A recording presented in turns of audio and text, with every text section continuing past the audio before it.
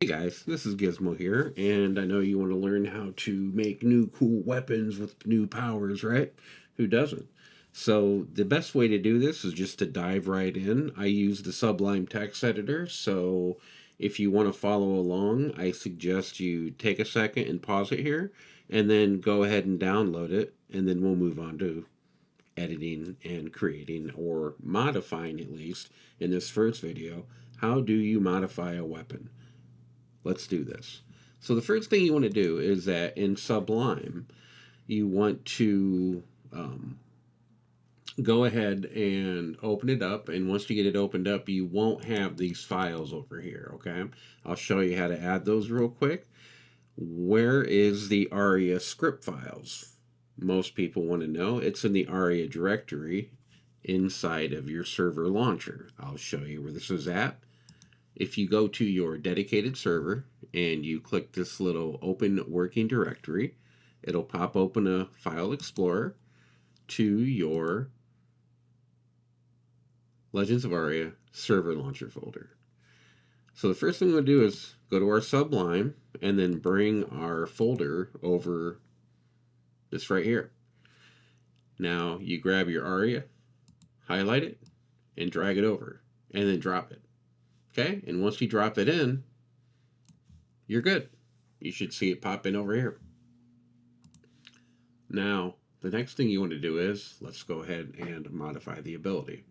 So the first thing, excuse me, I had to take a drink there.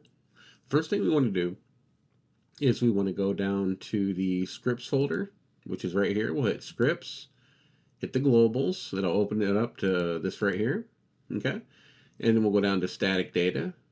Okay. Right here. I accidentally clicked prestige there. And we want to go down to weapon abilities right here. And then we're going to click weapons. Here is all the weapon abilities. So to keep this quick, you can see that has few variables. This is each weapon ability has its own table. This is for concuss. This is for follow through. And it's got information that's fairly written in English and easy to understand. The first thing we want to do is I would like to modify the overpower. So what I do to make a mod is to make sure that I don't mess anything up is I'm going to copy this table for overpower. And I'm going to go to the bottom of this list here. And then I'm going to go ahead and type in for a comment, minus minus, gizmo, or whatever you want to do to remind yourself that you made an edit this file so you can search for it later. And what I'm doing is another comment, making edit override on overpower to make it cooler. And since I was messing with this earlier, the original data here, let me go ahead and make it normal here, is 50. Okay. Normally it does 50% more damage. And so with this modification, the reason why I put it at the bottom is that since now there's two tables that say overpower here, this one is going to override the one above it. So that one above is now this one. That technically gets erased, or we're just overwriting a variable pretty much, overpower. So since we want this one to be a little cooler, let's just go ahead and make the stamina five more, and then we could make this 85%, right? Because it's cooler now.